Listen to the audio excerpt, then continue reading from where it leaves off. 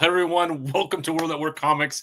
My good buddy, Mr. Jim Zub, is back again. Jim, thank you for Hey. always being available. You know how much I love talking Conan Thanks, and man. everything else with you, man.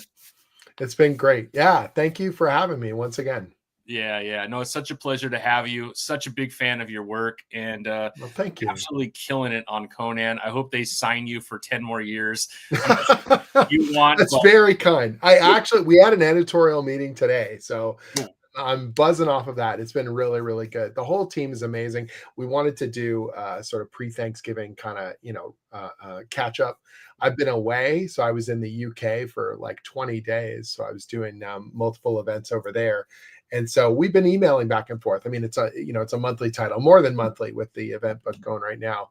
And so we're always in touch. But whenever we can get on a call and touch base, and chat, it's really nice. It's great. The whole team is wonderful. But Chris and Ashley, who are the editorial team over there, Chris Patera and Ashley Hodgkins, they are great, and they keep the whole thing rolling. And it's always good to sort of talk both, short term, long term, what's on the immediate horizon, and what have we got sort of building in the months and years ahead, which is amazing. So yeah. I love it.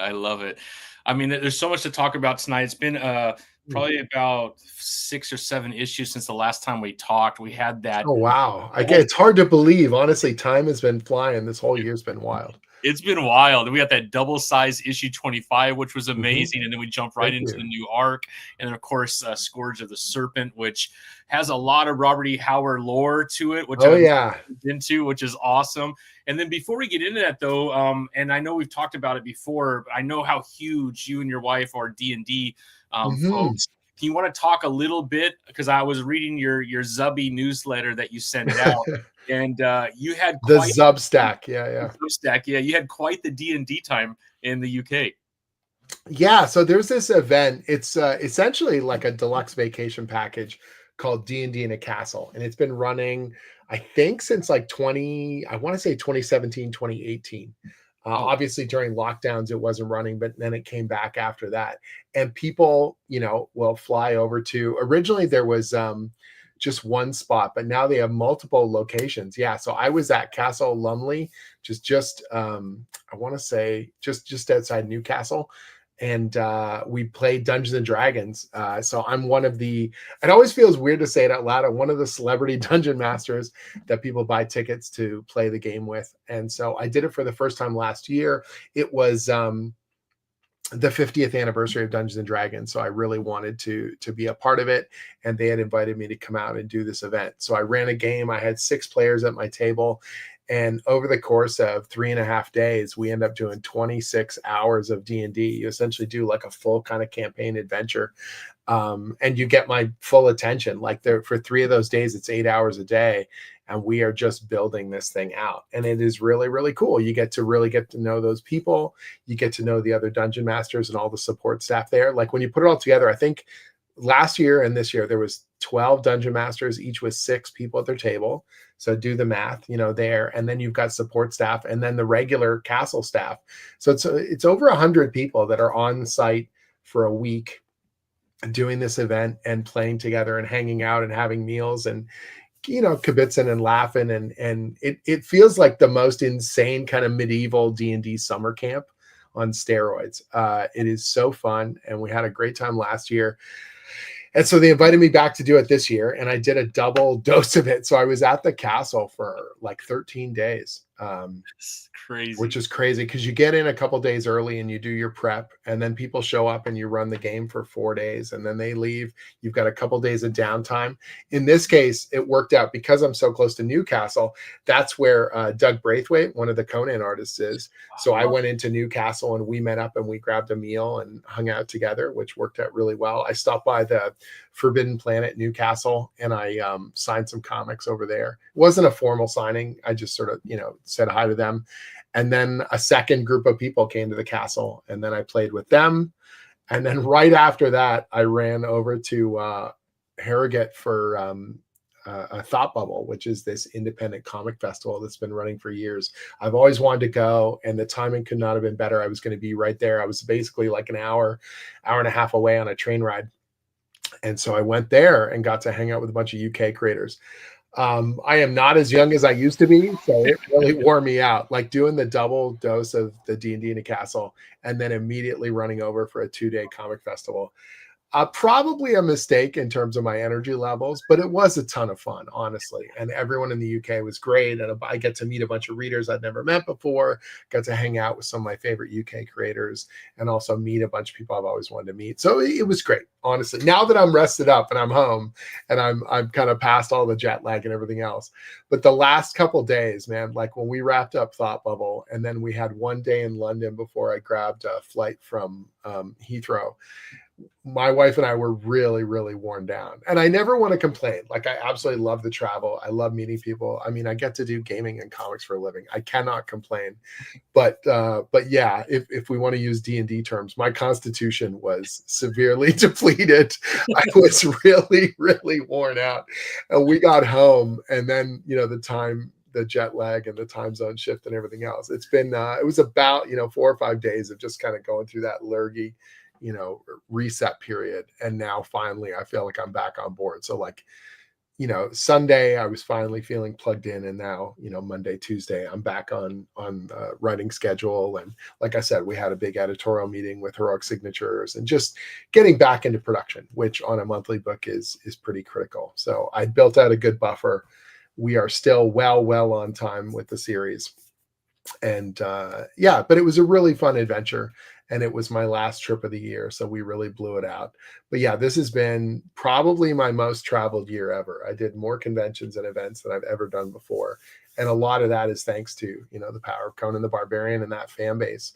A lot of people requesting me at conventions. And so they've reached out and made offers. And it's just been a really, really exciting year and a fun time to meet people and to celebrate, the book and hang out with a bunch of my friends in the industry. And yeah, it's been one for the record book, certainly. But I think next year I probably have to be a little bit more conservative in terms of my schedule. But I can't say that I can complain about the possibilities. Yeah. I love it, man. I love it. The newsletter also mentioned that we're going to get a little bit more Doug in issue 29. Is that correct? Yeah, Doug's back for 4 more issues. What's been great is when we first got him on for Arc 2, so that was, issue 5 to 8. I'm such a fan of his stuff. I've been a fan of his work for so long. He'd never done Conan before. And you could see in characters like Thor that he clearly had it in him, and he knew the character and had always wanted to do stuff with it. And giving him the opportunity to do it and getting to know him better and work with him, we've been a great team. And as he was finishing that second arc, we reached out to him and said, is that it? Or do you want to do some more? And he signed on, and he just keeps sort of re-upping, which is wonderful. So he's been on almost every other arc. He's come in on Arc 2. He was on stuff we did with Arc 4. And now, he's back again, and we're already planning out into the future. And he's essentially told me that, if I'm on the series, he wants to stick around and be a part of it, which is a huge, compliment to me. And what was so nice is I know how amazing he is, but then hanging out with all these other UK creators, and, they talk about him in these hallowed terms, like he's an absolute legend. And he's so sweet and so quiet, spoken and confident. But I don't think he realizes how many other artists just are blown away by his work and are constantly, kind of aspiring to be not only the kind of artist he is, but the kind of professional he is as well. And so that's really, for me, he's someone I look to, both in terms of what an amazing collaborator, what a great, person to work with, but also the kind of, like just a professional's professional. Like, he does the job, he does it well. He knows his strengths, and he will tell you exactly what he's looking for and wants to be a part of that process. And it's the kind of, team up you always want to have when you're working on a project. I think that's what's been so amazing about the Conan series is like every art team we've had on the series is passionate. They're putting their all into it. And you can see that on the page. These are people that have grown up always wanting to work on Conan or just feel like they're born for it. And man, that's why it's been so consistent. And because we know long-term that we're on the series for, at least I'm going to be on the book for 50 issues, which is insane to say out loud, but it's true. So I'll be on the book through end of 2027. So we can plan out things long term. I can give an artist like, say, Alex Horley a year to paint, issue 25, because we know it's going to come out. Yeah, we reached out to him September of last year. And we were like, hey, we want to do something really special for 25. I had this pie in the sky idea of let's make 25 really extra special and celebrate our run and celebrate, I want to do my first King Conan story. Yeah, just the best, right? And we said, because he had asked us about doing a Savage Sword story. So I think he was thinking probably, I don't know, 8 or 10 pages, grayscale, black and white. And we were like, what if instead you did 36 pages? Full color, and then it became 38, and then the wraparound cover and everything else. And we said, how long would it take you? And he literally told us, he's like, I need a script as soon as possible, because he's got Magic the Gathering cards and movie concept art and packaging, and he does covers for Savage Sword and everything. Like, this wasn't going to be his sole project, and he wanted to give it his best. So I turned around a script in 2 weeks. And he started painting. Well, he didn't start painting. He started sketching. So he would do design sketches, and then he was doing page layouts. And that was most of the fall. So that was like October, November last year. He was sending rough stuff. He did like one painting, I think. And then when we hit the new year, we had all this development material, and that's when the painting started rolling in. He was doing one oil painted page almost every week. He was sending us, so that would be usually my Monday morning. I would kind of like check in, and in my inbox, he's in Italy. So I would wake up and he had already been, sent it in. So that would be like my breakfast, tea or coffee. And all of a sudden I look at my inbox and there's another phenomenal painting. And how could you not be supercharged for the rest of your week, So, and I was on the sly. I was showing a couple friends, like, check this out, and they couldn't believe it. And, it was just the coolest thing. And then as we got closer and closer, then it was working with Rich Starkings and everyone else to get the lettering and the production all into place. And sending that issue off to print was a real cool milestone. It was amazing to me on multiple levels. My last issue of Conan at Marvel was issue 25, and that was legacy number 300. But I only was one of, several creative teams that contributed to that anniversary issue. Mm-hmm. And so now we feel like, it's a totally different story and it's a totally different environment, but just on a weird sort of symbolic level, now I've got issue 26, 27, we've crossed that threshold. Like, we're in new territory. I think probably the most confusing thing is if you search on, Google or other search engines for like Jim Zub Conan 25, you get 2 different issues, right? You get a Marvel one, you get a Titan one. That's true of issue 13 all the way through to 25, because that's what I did at Marvel. But now we're in uncharted territory. Now it's all new stuff. It's all new stuff at Titan anyways, but you know what I mean? Like, it's fun though to be able to be in this spot and to be working away on the book, to have such a cool team. And I know, like I said, the response to Alex's issue has been just off the charts. And I thought we were going to break him because it's such a crazy story and there was so much stuff in there. But I'll tell you, he's eager. He wants to do more. So I think you will see. We're working on I can tell you, we're working on a Savage Sword story now. So that'll be a ton of fun coming down the line. He's going to paint up a grayscale story for us. And then we've got, pie in the sky stuff we're talking for down the road, which is cool as well. Yeah. He got to touch some like iconic Robert E. Howard stories in this too, from Frost Giant's daughter to what else is in there? A Witch Shall Be Born, Queen of the Black Coast. Yeah, we tried to hit a lot of the high spots on there. Like anniversary issues are a fun spot to be able to look back and to celebrate. And that was really one of, especially given the quality of his work, what we really wanted to do. We wanted to just blow the top off of it and celebrate what the character is. And it was my first King Conan story. So we also had that kind of element we were playing. I had this the structure is sort of like an Arthurian fable. We wanted to feel almost like the Green Knight or something, like the king is being tested. And there's this, grand, almost fairy tale kind of quality to it that I wanted to impart on it. And man, once you got that art in, I was like, It reminded me a lot of those kind of square bound specials they used to do, like back in the 80s. They would have, Simon Bisley did that Judge Dredd Batman, issue, like the fully painted one and stuff like that. I wanted that kind of prestige quality, but you were getting it in the monthly book. Like, thanks for sticking around. We're just going to knock you out with this thing, And then it was great too, because I was showing everyone else on the production team. And then it just makes everyone else want to step up. So like Fernando Dagnino's doing Conquering Crown, which are the 3 issues after, Alex's issue.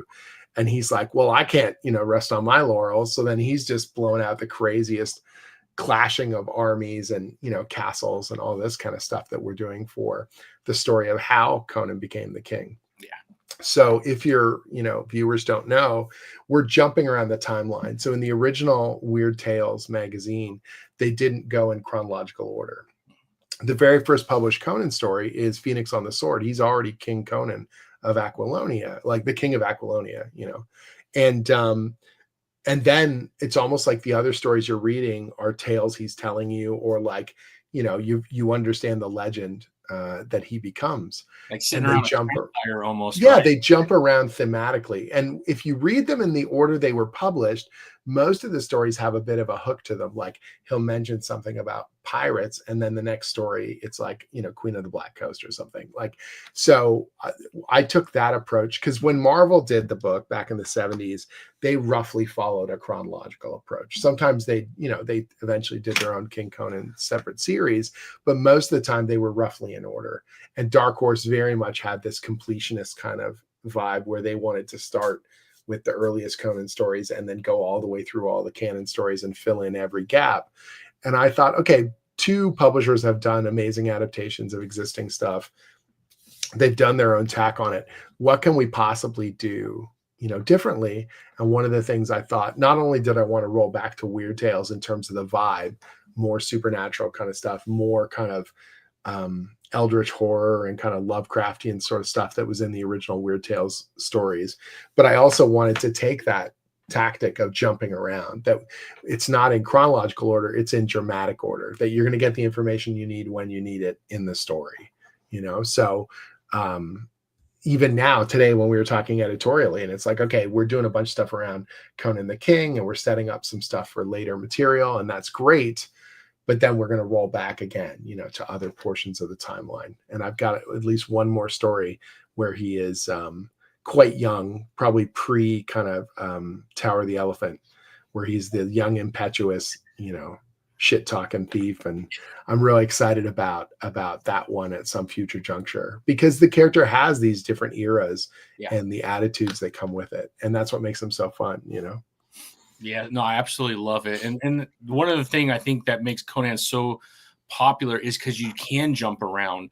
So if you're not reading every single issue, there's so many different spots within your current run where you could jump in, and you don't necessarily need to know the last arc to understand what's going on. It's just, well, I think that's true of the series as a whole, and most iconic characters. Like if we're being honest, like, yes, Batman has the Bat family, and some of that continuity can get a little bit weird, but you kind of know the general concept, right? And I think Conan's a very easy character to jump in, because the Hyborian Age is a prehistory of our world, full of mystery and danger and magic and strange gods. Wherever Conan goes, something amazing is going to happen. Boom. That's all you need to know. Like, yes, there's specifics in terms of the geography that you may learn over time. And eventually you understand the difference between an Aquilonian and a Stygian, or someone from Ophir or a Hyrcanian.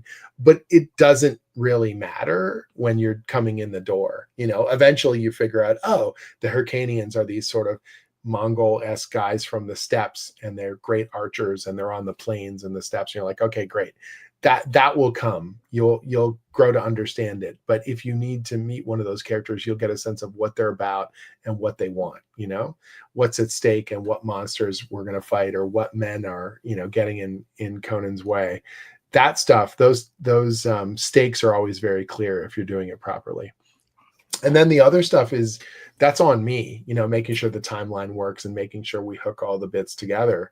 You just need to sit back and kind of let that artwork wash over you, and let that kind of the lyrical narration kind of wash over you, and go on a cool adventure. That's what makes the series so great. Obviously, I want people to stick around, but if you're starting at any point, great. If you take a break and you come back, we're here for you. We're going to do it upright and tell some grand adventures. And that's kind of what I think is one of the strengths of the series, for sure.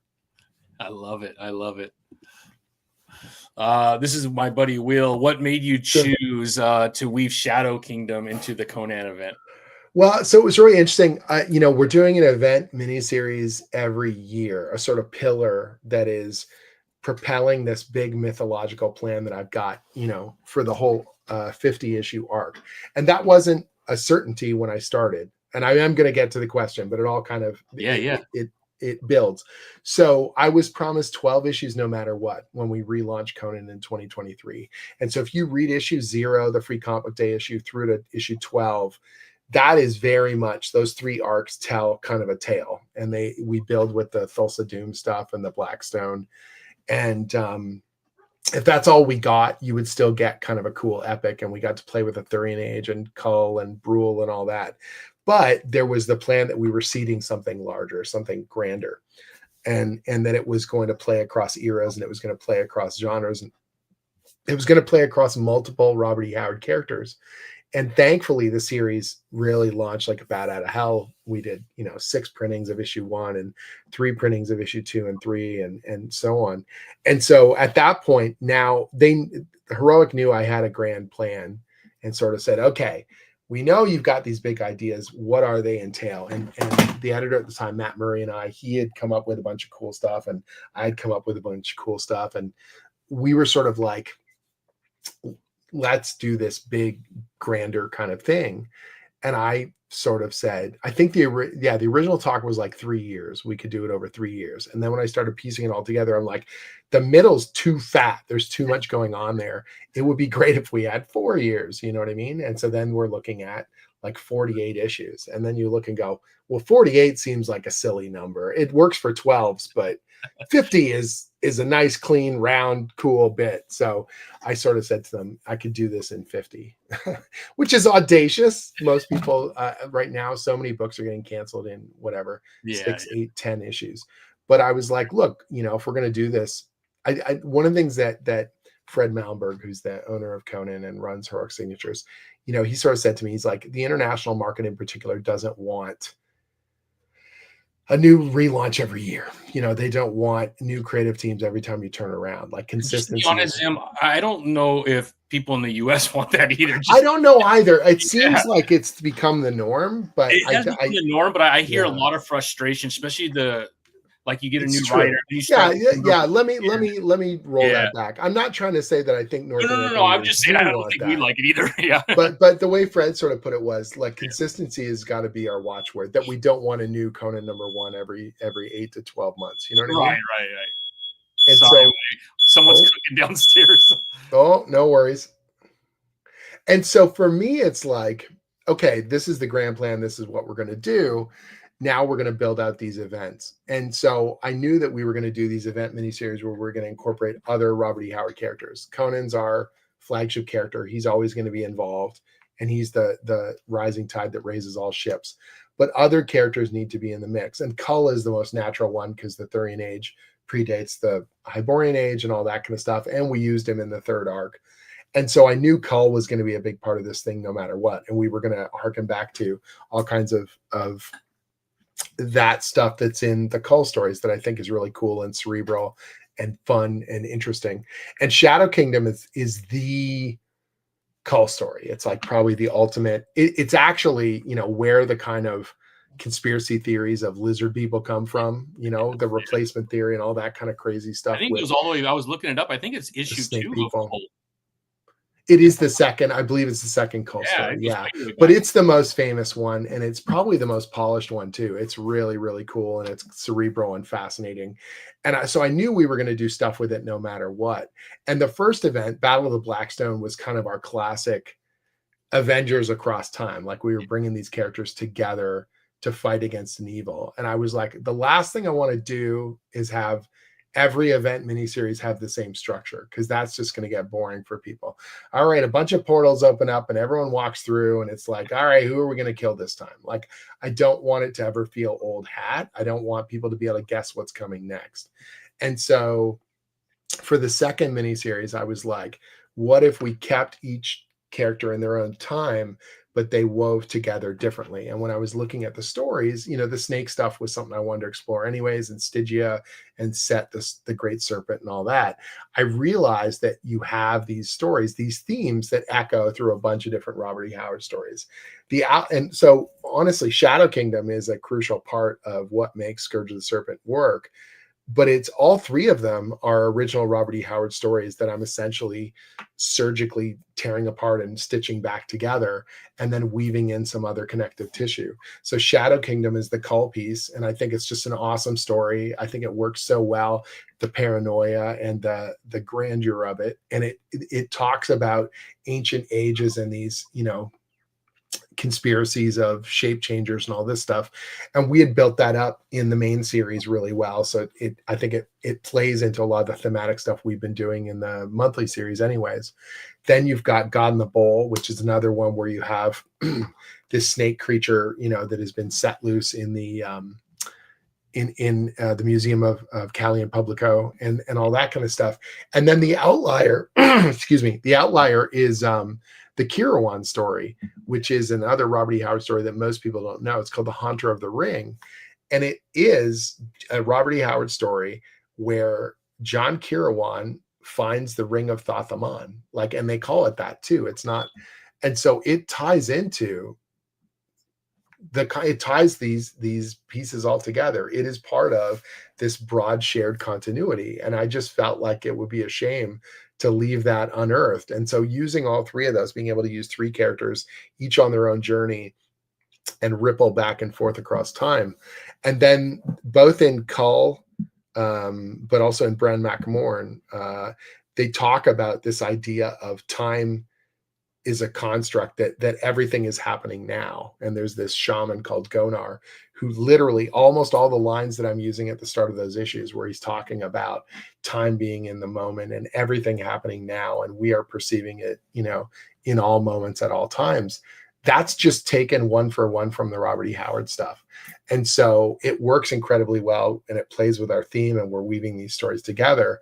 And it was just a matter of kind of saying, okay, it's an adaptation, but it's an adaptation, hopefully in a way people have never seen before, and bringing a different kind of mythological angle to it, and being able to sort of show how these characters both connect and contrast with each other, that they have similarities and differences, and that these three conspiracies are all kind of linked to one, as you're going to see in issue 4 of Scourge. They're all linked to one powerful kind of thing, and why it's there and what it means and how it connects to both the Blackstone stuff we did in year 1 and our plans for year 3 and 4. And so each of these kind of events has to stand on their own and be a satisfying, cool, pulpy adventure, but they're also the pillar in this broader kind of structure that I'm building. And, when it's all said and done, I'm hopeful that people will kind of look at the whole crazy grand thing and go, holy crap, look at all these amazing kind of, parts that were put into play. Some stuff that was seeded so incredibly early and then pays off later, and other stuff that along the way you could read each arc and enjoy it as an arc of Conan or as the miniseries with the Robert E. Howard characters. But then when you put it all together, it makes this even grander, hopeful structure. Yeah. That's incredible, man. I absolutely love it. We have another question right here. Sure. From Peter Collinson. Heard you have a new villain coming up. New villains don't come along often in Conan. Can you tell us a little bit about it?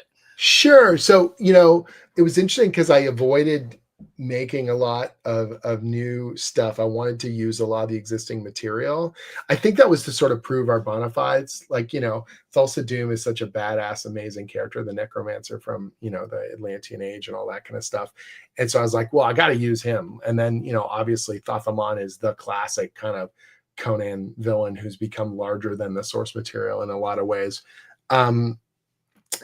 but then even like Ather Bast, the character that we had in the Nest of Serpents arcs, she's actually a character created by Roy Thomas and John Buscema that's in a couple issues of Savage Sword. I wanted to have Conan in Kashada, which is this Stygian city of sorcery. And I'd done research on every issue that Kashada shows up in the original Marvel run. And I just really liked the design of the character. And I thought she was really cool. And I was like, what if we recontextualized her? And I don't know, it probably could have been easier to just make a brand new kind of sorceress, but I was like, I think she's cool. It's almost like an Easter egg. Let's use her. She's fun.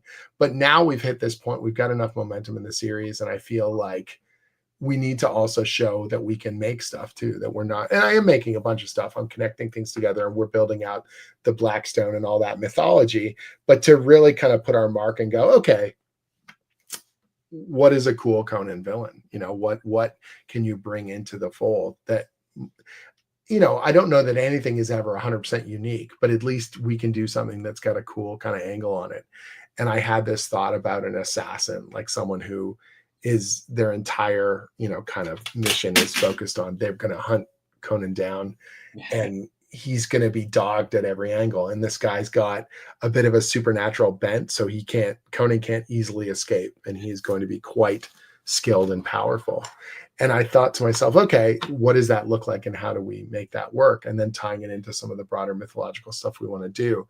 And so I will tell you this, and this is a bit of an exclusive. We wanted to build the character up and make him feel really worthy, this assassin called the Son of the Tooth. And so issue 29 is the first appearance of the character, but it also gives you his origin. It essentially is laying out why this guy is so scary and why he's as powerful as he is. Because if we just dropped him on you and we said he's a badass, you'd be like, I mean, sure, he might be, but we're kind of building up this momentum with him. And so 29 is a genuinely haunting issue that Doug has drawn. One of the coolest, like darkest, it is like a horror story, you know, finding out where this guy comes from and what powers him, literally, both his motivation and his supernatural abilities. And I think that it helps to give us that momentum that when we then point him at Conan and fire, you're like, oh shit, you know, this is going to be serious. And you really want to see how this conflict is going to play out.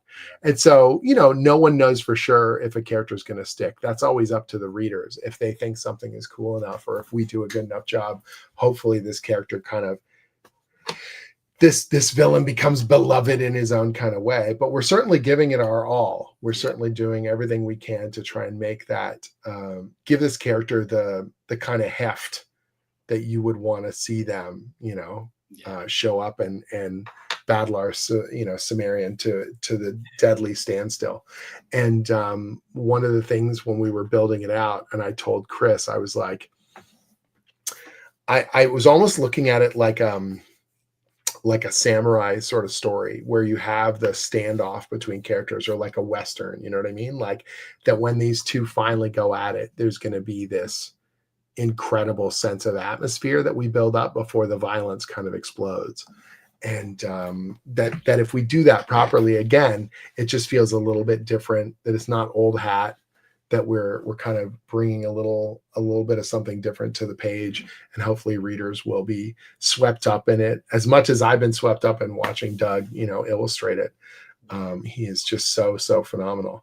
And every time I get, you know, new pages in, I'm like, okay, well, I certainly can't, you know, rest on my laurels for the narration and the lyricism and all that kind of stuff. So yeah, man, Son of the Tooth's going to be pretty cool. The design looks phenomenal. All the pages I've seen so far look amazing. I'm in the midst of sort of finalizing a bunch of those issues right now and getting those ready to go. And they just bring a big smile to my face, because every time you come up with this stuff, you hope that the other people involved in the process, you know, get excited about it and that they put their all into it. And it's all of us, you know, it's Doug's amazing art and design. It's the variant cover artists. It's all of us kind of putting our all into it. And I might be germinating those ideas, but they're nothing without everyone else's investment. And so it's really special. And this one, because we get to create it, like I said, you hope that, that sticks around and everyone's like, holy crap, that's one of the best fights, one of the coolest confrontations. This guy is, one for the legends, but the readers shall determine it, and I'll just hold my breath and hope it works. I'm happy Doug is the one that is drawing it, and then I hope the Son of the Tooth also gets a cover. That would be amazing.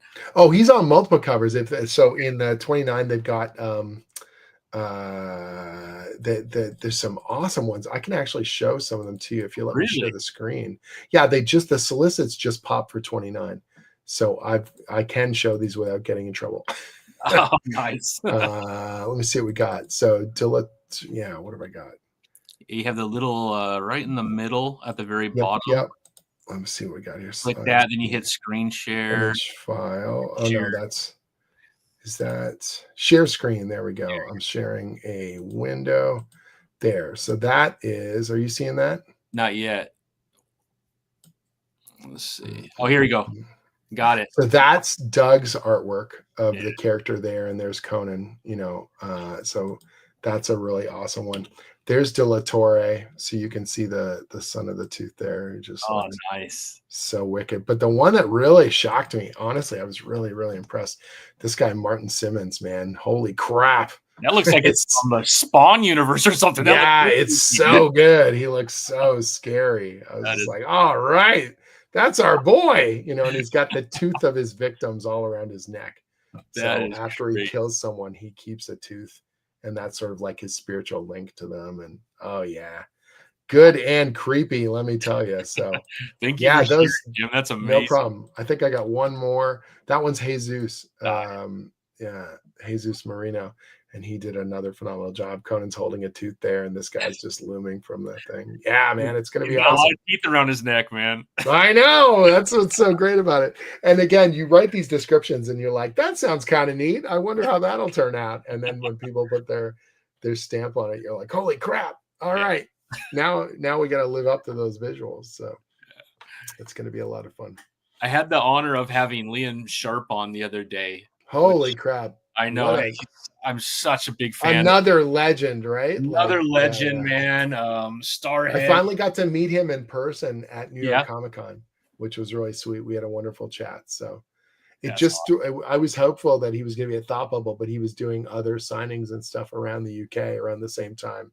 But yeah, I'm hoping we get to hang out next year because holy, he is elevating. Savage Sword has always been a phenomenal showcase for artists. That's what's made it so special. That raw kind of black and white artwork, not to get too, but like the chiaroscuro of how each artist approaches light and shadow and incline versus grayscale or whatever techniques they're kind of using. And incredible stuff. You see so many artists give it their all. Like and artists back when the series first launched, who kind of came into their own artistically on that book. And so I think it's got phenomenal legacy that we're trying to uphold as much as possible. And for Liam, this has been a dream project of his, obviously. Every page. I asked him, how long does this take you? I mean, this is ridiculous. Oh yeah, it's wild. He's been working on it for months and months and months, though. Like I saw sample pages, God, it must have been almost a year ago, that were coming in, and I just thought, what a ridiculous, amazing thing, right?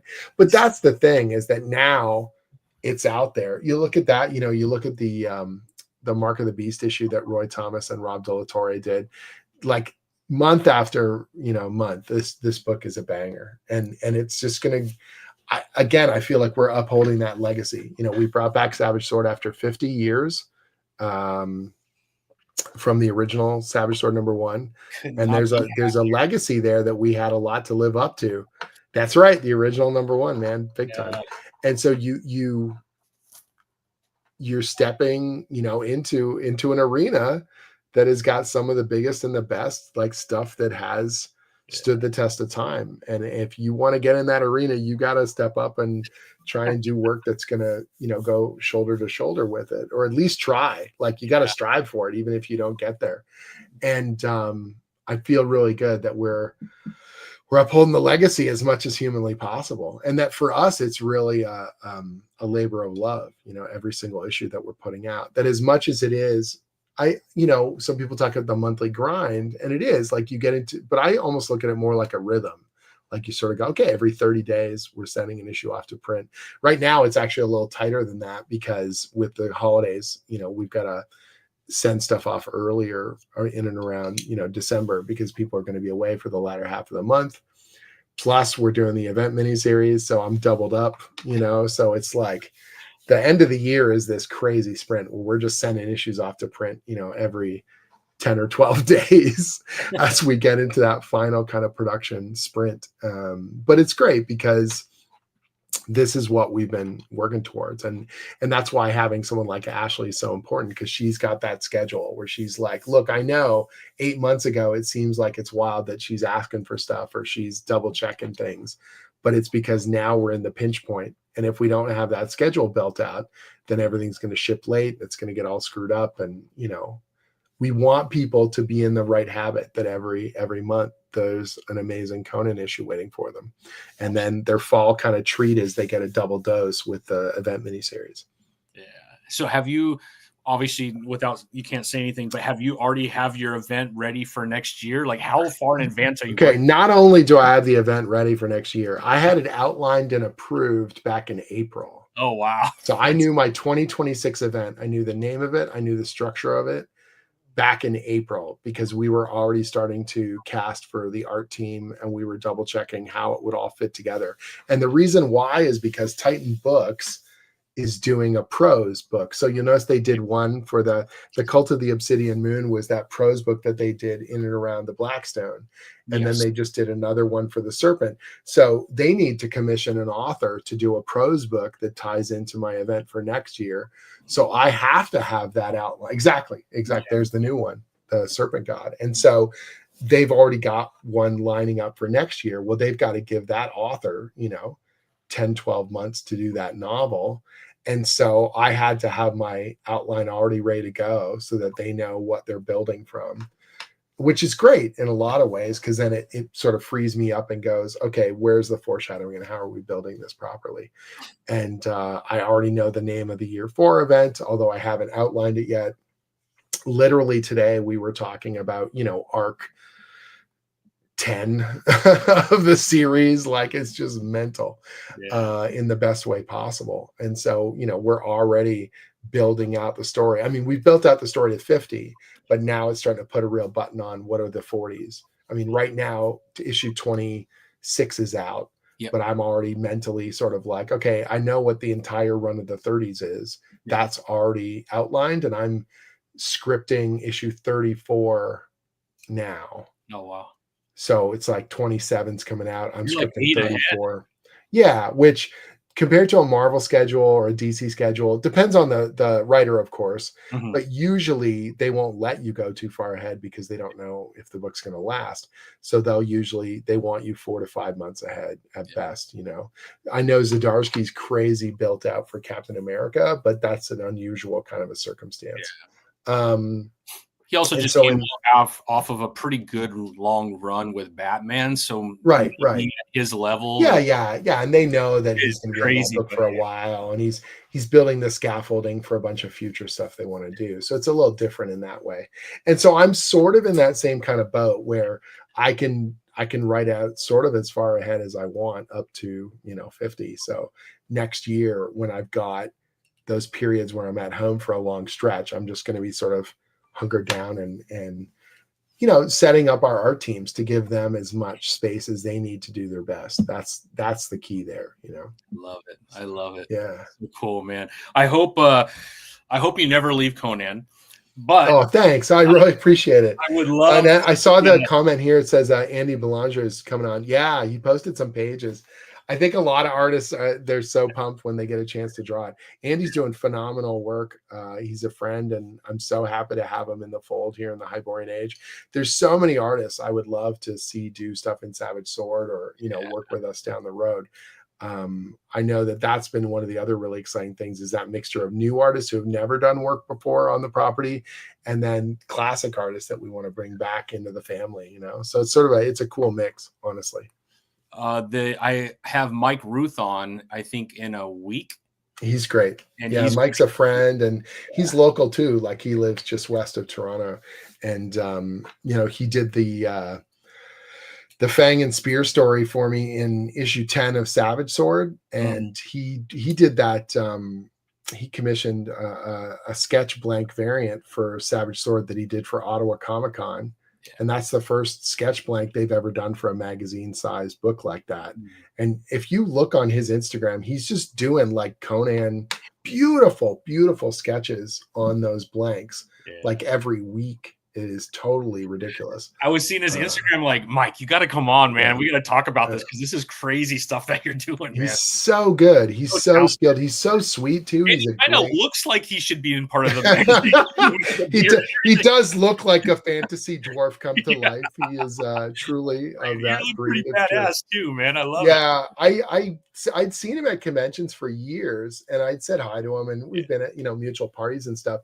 But we actually hung out at Vancouver Fan Expo at the start of the year. Like I think that must have been February, and we just had we hit it off really, really well. And I knew it was a dream for him to do some Conan stuff, and I was just looking for the right kind of spot.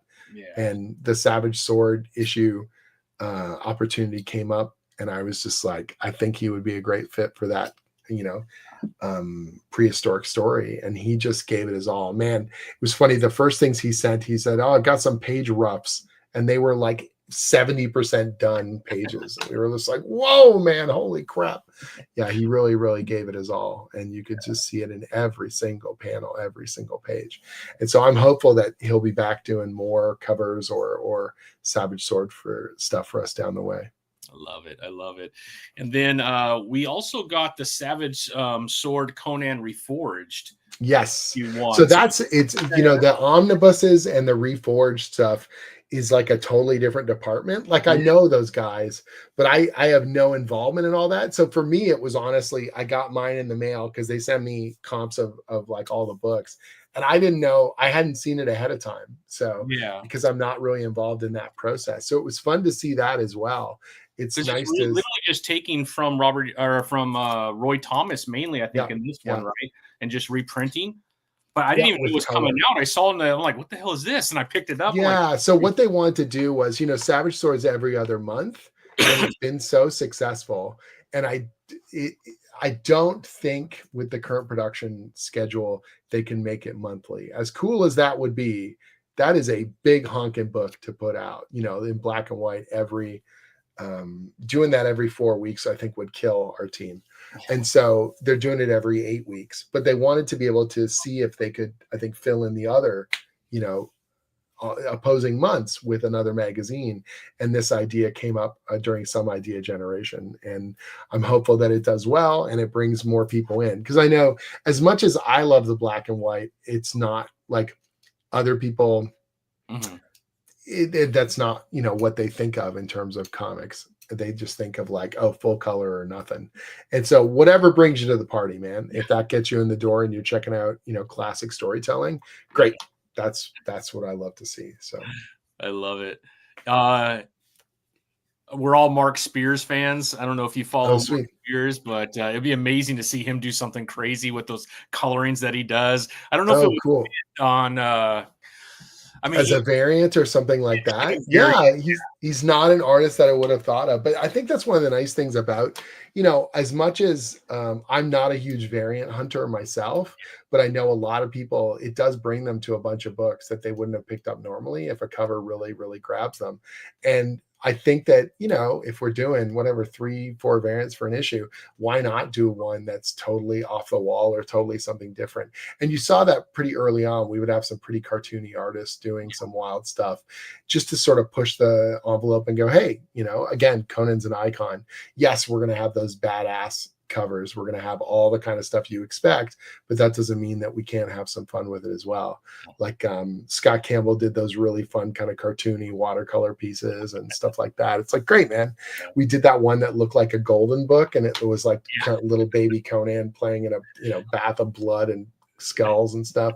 I think that that's the kind of stuff that maybe as a collector, you look and you go, okay, it's not for me, but you're like, but it doesn't have to be. There's more than enough covers for you every month. Just one kind of oddball. Great. whatever grabs your attention. Sure. Yeah. I'm a cover A guy. I just grab whatever the cover is. Sure.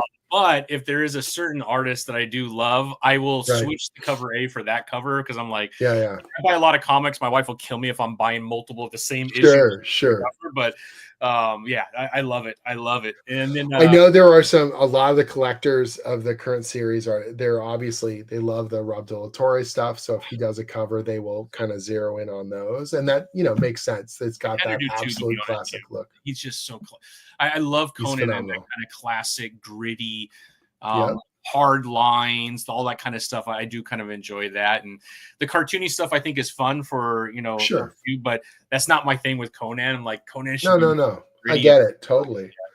Yeah, and myself as well. Like I said, the good thing is that with these iconic characters, you can do a lot. And I feel like Savage Sword, that's the other place where we can have that kind of experimentation, where I think there's room to do kind of off the wall kind of things every so often. In Savage 10, we've got the Savage, the Conan story done by Doug, but then we have that boxing story that De La Torre drew, and and again, and the prehistoric one that we did with Spear and Fang. And it's sort of like, okay, yes, Conan, his name is on the letterhead and he's the main character, but it's an anthology at the end of the day, and let's also experiment and celebrate as well. So I couldn't agree more.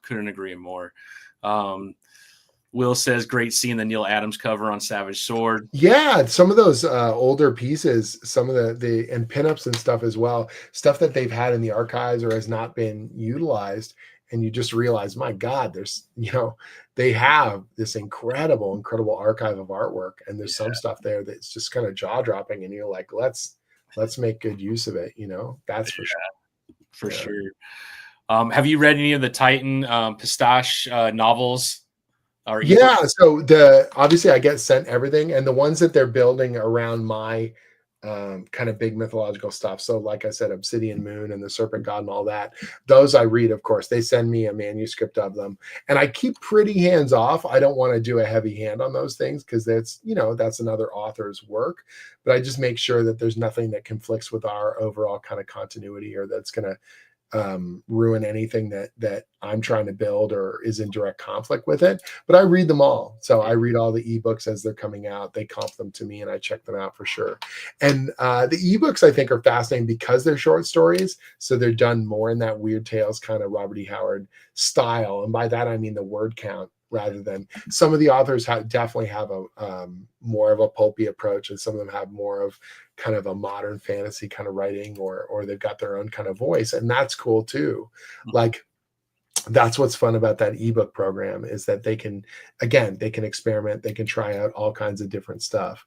I wrote a prose story for Savage Sword in the first issue. I did that, Sacrifice in the Sand, which was a ton of fun and intimidating as all hell, because you don't have an artist you can rely on. It's just the power of the words and what you're kind of summoning up in each of those lines and paragraphs. And the fiction editor from Titan reached out to me and asked if I wanted to do some more.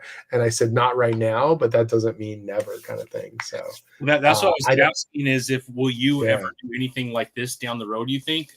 I could see, like, I don't want to make promises, but it's like, I think if I finish the run on the comics, that could be a really fun challenge for me. Is like, all right, let's put all my kind of powers and everything I've learned about, I'll never be Robert E. Howard. I'll never be Roy Thomas. I've still got to be me, but I've got a pretty good head of steam in terms of that pulpy voice and that kind of lyricism.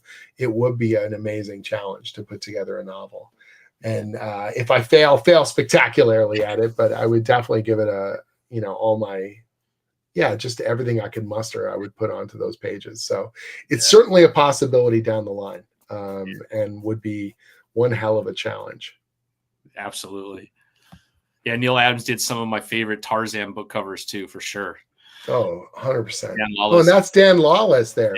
Dan's a phenomenal artist of his own stripe, man. That guy is one hell of an artist. And I have definitely put his stuff in front of the editors multiple times and just sort of said, like, hey, check out Dan's stuff. He's very, very skilled. So that's awesome. There are so many amazing artists. Conan has inspired so many of us out there. And I am staggered by the quality and the consistency of the art that I see, the fan art that I see, the official art that I see. the up and coming artists who are just knocking it out of the park. People who've been doing this stuff since the 60s, 70s, 80s, 90s. The character is generational, right? So it is amazing. I mean, we've been spoiled. Obviously, Liam Sharp, when I had him on, he talked about the dream of doing something on Conan, and he had begged, 25 years ago to do something on Conan. Didn't happen. Then he got the Wonder Woman gig, and then you get a call to do a Conan story. He's like, I can't. I'm in the, and so he's like, but now he's on it. He goes, I cannot tell you how much I love. Oh man, and you've been seeing the pieces he's been doing recently. He's putting together a portfolio set of basically key images from the Robert E. Howard stories, based on his kind of vision of those moments and those characters. And you just see the passion, like it's pouring out of him, and to be involved with this stuff and to be a small part of that legacy. No problem, Dan. My absolute pleasure. You really are an awesome artist. It is staggering, to think about. And someone asked me at Thought Bubble, they're like, does it ever intimidate you, that you're working on this character that is older than Superman, that has this insane legacy, generations of people. Like I get people old enough to be my dad, my grandfather coming over to me and saying that, they grew up on Conan and they're enjoying it and that I'm doing right by the character. And it's like, I had a guy at Thought Bubble. I was at the hotel bar and I was just getting ready to leave, sort of turn in for the night. And this dude beelined over to me with a pint. And he just said, I have to buy you a drink. Robert E. Howard is my favorite author. And when I read your work, I get that, electricity, and it just feels right. And that's an incredible thing to be told and to be a part of. And I never, ever, ever want to take that for granted, and assume that I deserve that I'm always going to be doing that. Like, that's just insane to me. I've said it multiple times, and I'm sure it's like a broken record, but like, I didn't grow up thinking I was going to work on Conan or superheroes or any of this stuff. Like I love those things, and they were a big part of my youth, but in my head, I couldn't see a vision of being that kind of, being able to contribute to that. I was, like a little kid growing up in Oshawa, Ontario, going to the comic book shop and buying Spider-Man and G.I. Joe and Doctor Strange, and like playing D&D with my friends and my brother. Like, it's, all this stuff makes no sense. It's the craziest, life I could ever have imagined, and beyond that. And so I'm always thankful and to the fan base and to the readers and to, my collaborators and everyone I get to work with. But that doesn't mean that, when I hunker down to do the job, like I know, I don't know, like how do I put it? It's like you're stripping away the ego and just being like, this is what the story needs, or this is what I've got to get done. And afterwards I can worry about it, but in the midst of production, you're just sort of taken with the page and with the task and with the story you're trying to build, So someone here asked, oh, Jim, what do I think of Bart Sears? So Bart did a cover for us just on issue 26, and it turned out awesome. I would love to see him do more with it. Again, he's a classic, amazing artist, and he's got such wicked skills. There are, again, so many artists that, that we had a Greg Staples cover a few months ago, and Greg just like cold messaged me and was like, hey, and like telling me his bona fides, like, hey, I'm an artist. I was like, yeah, I know who you are. I'm a huge fan. Let me put you in touch with my editors and hopefully we can work something out. That's the kind of stuff that staggers me when I think about it. Like Joe Jusko, when we got a hold of him for the Savage Sword cover, and I'm on this email thread and he's like, yeah, I'm up for it. I'm really excited to do, the Savage #1 cover. What do you guys want? And I'm thinking to myself, all I want is a Joe Jusko cover. Like, I've already got what I want. Like, so he's sending us roughs, and I'm just like, and he's like, let me know if any changes are required. And I was like, am I going to tell this guy what to do? Like, absolute classic, godlike Joe Jusko. And then they said, hey, we want you to do this prose story based on his cover. And I just thought, oh my God, this is the most amazing and intimidating thing of all time. And I was sweating bullets that whole time I was writing that short story. I showed it to my wife And I tried to explain to her, like, I'm doing Robert E. Howard style prose in Savage Sword #1 on the 50th anniversary.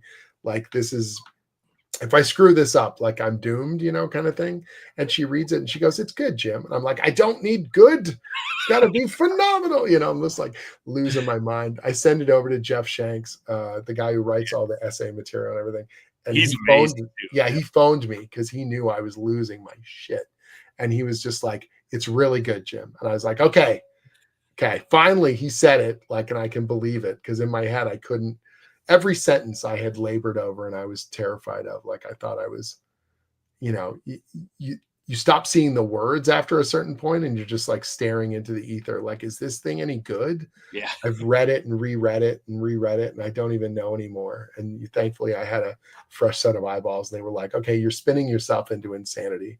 It's good. We'll do a light edit, for grammar and spelling, and then, like, it's going to be okay." And so you're like, all right. Yeah, I mean, the last time I saw you was San Diego Comic-Con 2 years ago, and Joe was signing the issue 1. There was that special chrome cover, and then Dan Lucian was sitting next to you too, who's another crazy artist that's doing Punisher right now. Oh, he's phenomenal. Dan's so good. I begging Dan to do some interior pages. And he's just like so busy with other stuff right now.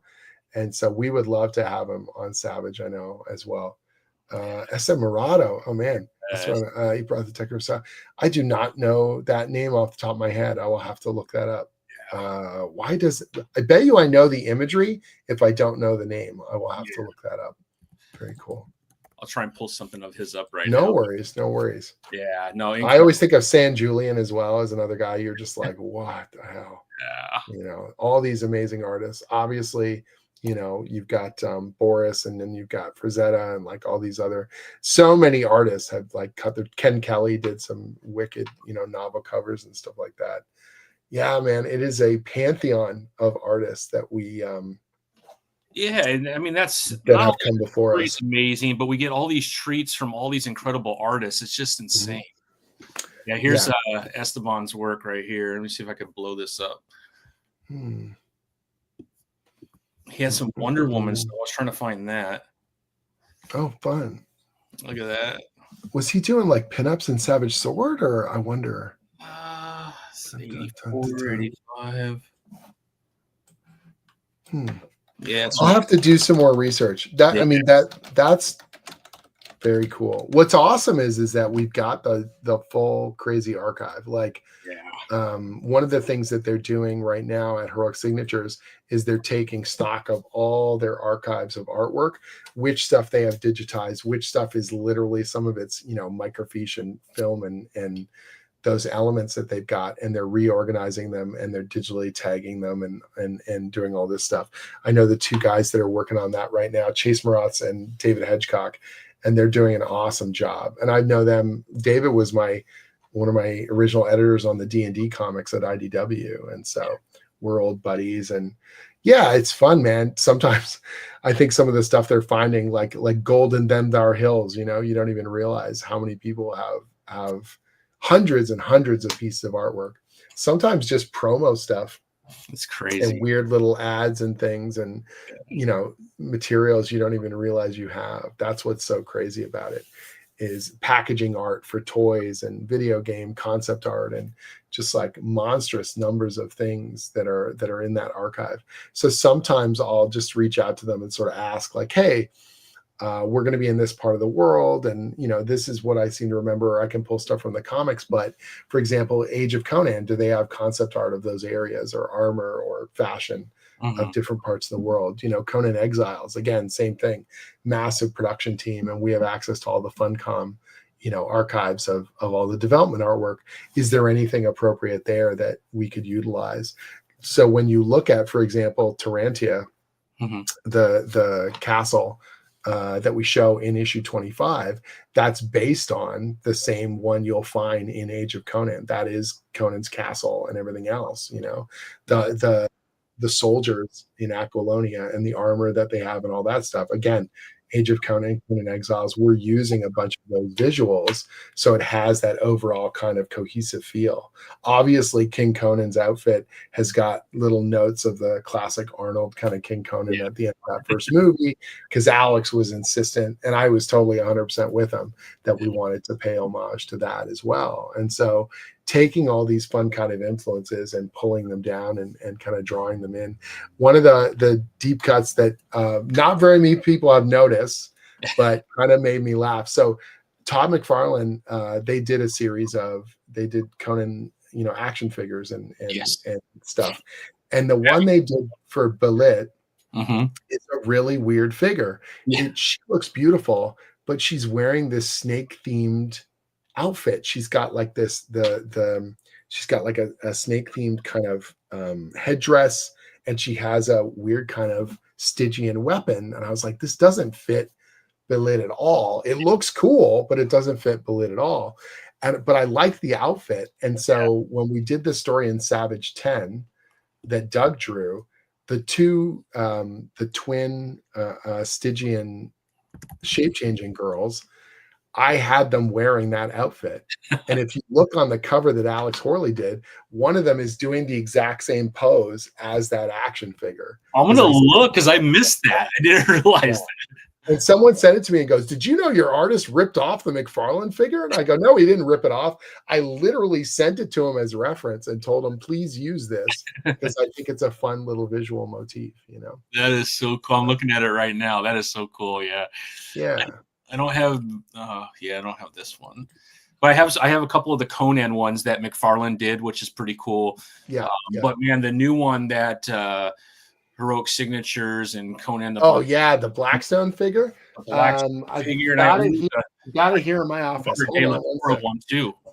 I've got it here in my office. Yeah, I have it too. I can pull it if you don't find it. But are we gonna do dueling action figures? Is that what's happening now? This is hilarious. This is about as nerdy as. Is that the Frazetta one? Yeah, this is the Frazetta one right here. But you might have, because they haven't sent out the the one from. No, this is the Blackstone one. So this is the one that's coming. Yeah, that's That's based off of Robert De La Torre. That's De La Torre's one. Yeah. I ordered it. We're just waiting for him to arrive. I cannot. Yeah, it's a beauty. Too. Yeah, it turned out super, super good. So they sent me one ahead of time.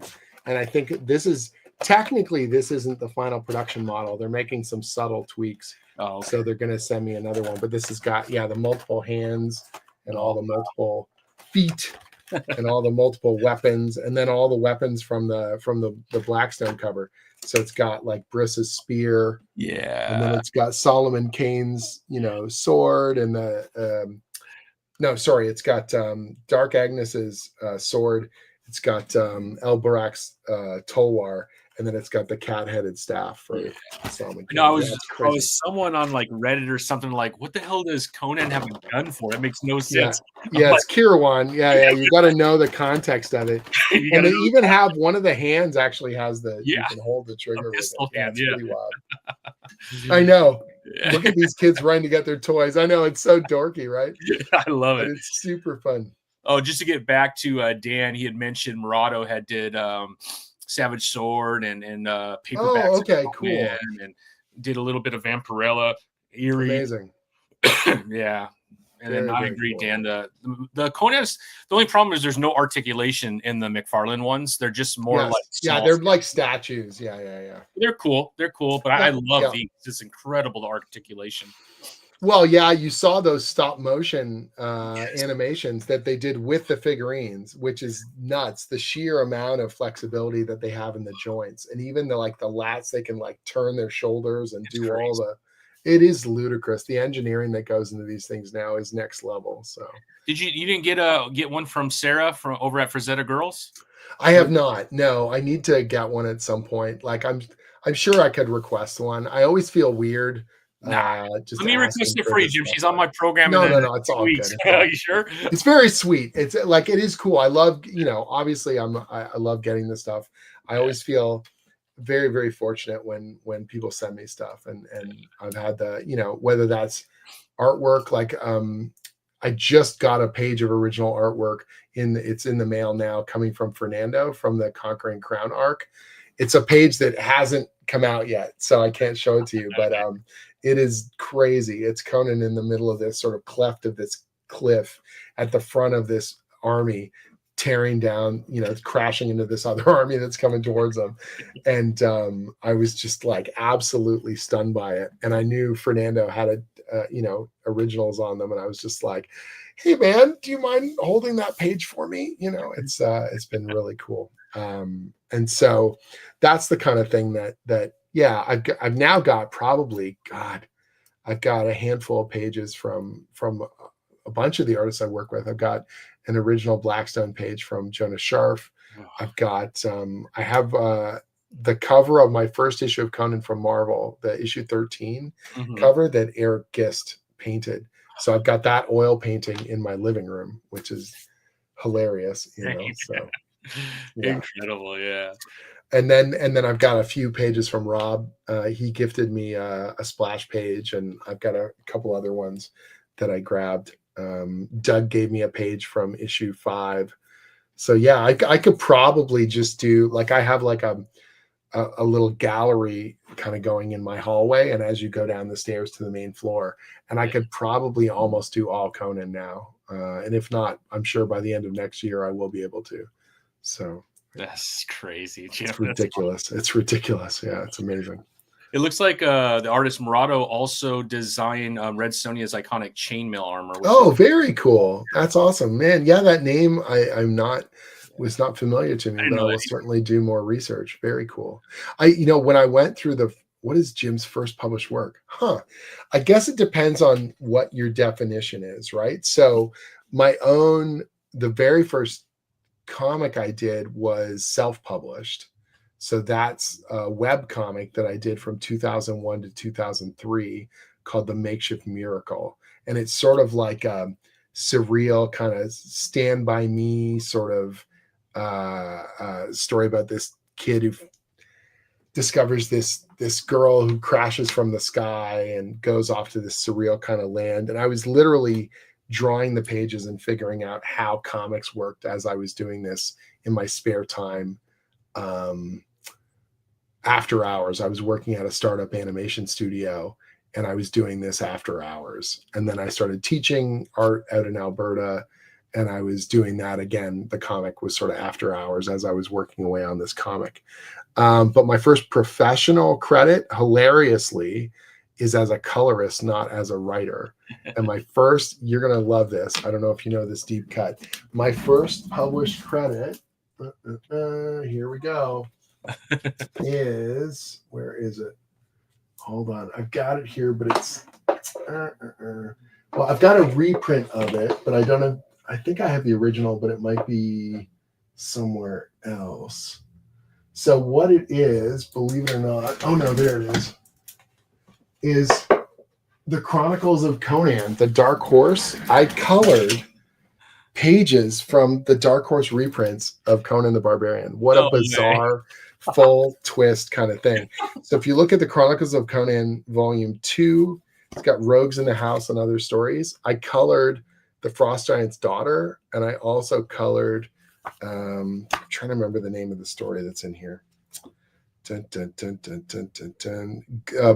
the Wrath of Anu and the Garden of Fear, which is in that issue. And so that was my first, and I was at the Udon studio, and they needed an extra colorist, and I jumped in, and it's got my original name, so it's Jim Zubkovich.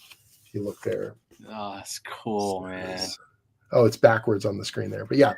So it's bizarre that my first professional published credit is Conan as a colorist. And I remember going to San Diego Comic-Con that year, and the Dark Horse series was running.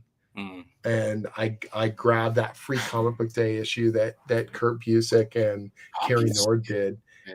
And I've got a photo of me and Kurt because he signed my Conan. And I said to him, I was like super starstruck and like amazed. And I said to him, I go, I'm working on Conan too. And he was like, oh yeah? I said, yeah, I'm coloring the reprints. And you could see him just sort of be like, that's cool, man. That's cute. Who's this dork and why is he here? You know, that's so cool. You got to meet him though, man. That's amazing. Yeah, and it was really, really fun. And it was funny because Richard Starkings points out, I gotta see if I can find that photo. I pointed out to Richard Starkings that I had that had happened. Mm-hmm. And he actually said to me, do you know where you are? Because I recognize behind you, that's my booth. That's the Comicraft booth. So wow. I was probably standing right there. And I was like, oh, wow, 20 plus years ago, right? So that's crazy. Yeah. So it's so funny, the way these things go. Like we're all it's just bizarre, like these little little things. So yeah, that's my first published credit. I've only signed a couple of them. Like people have brought those over. That's the deep cut. Yeah. My first writing credit is probably, so when I was at the Udon studio, I started as a colorist and then I was an illustrator and then an art director and an editor over there. So I did lots of illustrations for tabletop RPG books. So like Exalted, which was this anime RPG that White Wolf put out. I did artwork for Dungeon and Dragon magazine in that period, 2003, 2004.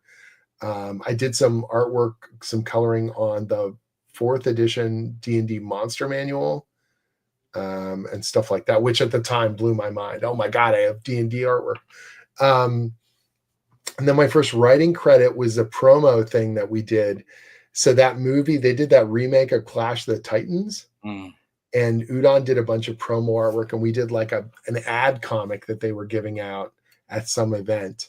And they didn't have a writer for it. And I said, I can write it. And so I wrote that thing for them. And then I think probably my first comic that I wrote that was like in comic shops was Exalted.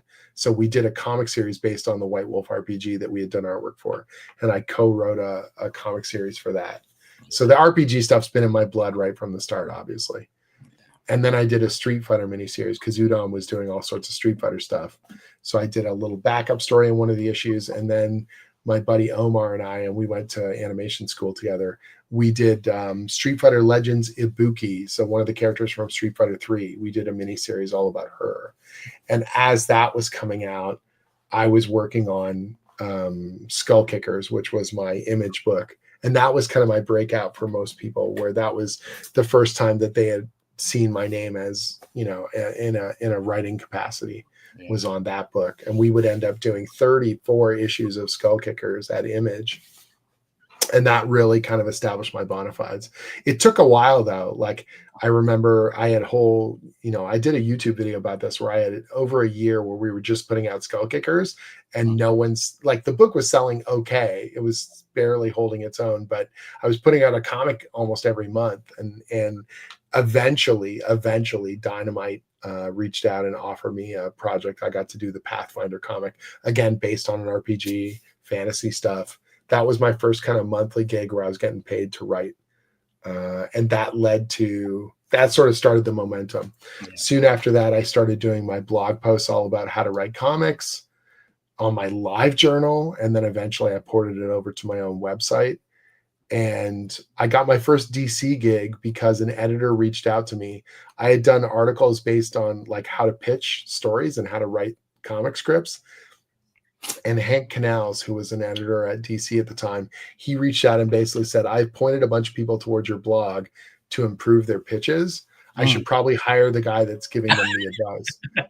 So he asked me to pitch a story to him. And that's how I started getting work at DC. So, yeah. That's crazy, Jim. Yeah. I still can't believe your first professional work was coloring for Conan. Yeah. And the funny thing is that they didn't send us any of the color reference of the original issues.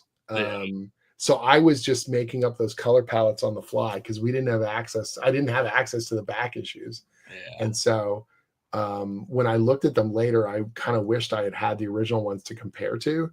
I'm happy with the work we did on it, but they wanted it to have a more modern kind of comic coloring flair, which sometimes worked okay. And sometimes it's sort of incongruent with Barry's artwork, but that was the task we were given. And Dark Horse was super happy with it. And I was like, man, I'm a comic book colorist. This is the craziest thing, you know? So I love it, Jim. Well, yeah. Jim, I took a lot of your time, man. So go. We got some good memories, some good anecdotes, and we got to show off our toys. What could be Yes, better than that? exactly. I hope I get mine soon, man. I only got the Frazetta Yeah. one so far, but I love the Frazetta one. Oh, it's a sweet looking figure for sure. But I love Robert De La Torre, so I cannot wait to see that figure, man. For sure. Yeah, yeah. But as always, Jim, I super appreciate you coming on. You're No problem. always willing, open and willing when you have time. And I'll definitely be reaching out again if that's okay after a few more issues. But yeah, 2026 is going to be a banger. Like I felt like we really hit a cool stride this year. I'm super proud of the issues we were able to put out. You know, Nest of Serpents, like Dagnino really proved his own, and I feel like that story really came together well. I was super proud of how it all wrapped up in the ending. Obviously, 25 is just it's a milestone for us. It's a milestone for Alex, you know, in so many cool ways. And we're just trying to go from strength to strength. Yeah. And based on what I'm seeing so far, I am not afraid of 2026. So we've got so much cool stuff in the pipeline. I can say what I have seen so far after 2 years, I have no doubt about that. Because, thank you. Yeah, I mean, last year, I always pick my best of the year, and you took that one for me, and then this year you're going to take it again. It's you. I love what they're doing at Skybound with G.I. Joe and Transformers. Oh, for sure. Yeah, it's been amazing. Honestly, the crew over there has been they're just doing phenomenal work every single month. I'm super proud of everyone. Like Josh Williamson is on an absolute high in terms of the writing. And then again, just great artists, give them the space to do their best work. And you'd be shocked at how consistent and amazing it can be. So I hope that more publishers kind of look to that and kind of plan out further in advance and plan out longer runs, because I know so many writers who are very, very capable, and they're kind of compacted by the limitations of the page count or the not knowing how many issues they've got. So you come in the door and you're sort of like, okay, I want to tell a big story. Well, you don't know if you have room for a big story. Well, if I don't try and tell a big story, no one's going to care, you know? And so you sort of get into this weird feedback loop of, okay, I have to tell small stories that have, you know, the ability to instantly eject out if they cut me off at the knees. And you're like, well, then no one's going to remember it. And then you're not going to get, you know, the next big opportunity. So it sort of becomes a self-perpetuating kind of prophecy. Yeah, couldn't agree more. I hope they do that. I do, because you're proving that when you have enough time to put a plan together, and man, you put forth some really high quality work. Oh, thank you. It means a lot, honestly. And like I said, we would be nothing without our whole team. And that comes right from, like, there's so many people working behind the scenes that don't get their flowers. You know what I mean? Like Chris and Ashley in editorial, but you got Marcos who's doing marketing stuff, or Sean Curley who does the official Conan website. And like all those other people, you know, Fred and Jay, and just it's an amazing production team over there that I get to work with, and everyone's pushing in the same direction. The Titan team's the same, you know what I mean? Like all their marketing people and the distribution stuff, and it's a lot of people putting those books out every single month. And I'm very thankful that I get to be at the front of that kind of big, amazing machine, and I get to be out here and you know, put a face to my name and go, hey, Conan's great, you know, but everyone helps lifts this thing up. So it is a cool ride. Well, Jim, I appreciate you. I hope you have an amazing night and a great rest of your week. Happy that you had an amazing time in the UK, but you're back, and hopefully relax a little bit before the holidays. But I'll reach out somewhere, I don't know, March or April, and hopefully we can. Sounds good. Yeah, I hope you have an amazing Thanksgiving, and all your viewers as well. Wishing you guys all the best. I feel like I've got a lot to be thankful for, and a big part of that is thanks to people like you. So I appreciate it. Take it easy. Thank you, my friend. Thank you, everyone in the chat. It was great having you all. Thank you for all the questions. Have a good night, everyone.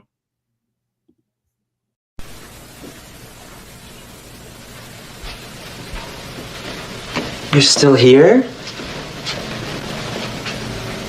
It's over. Go home. Go.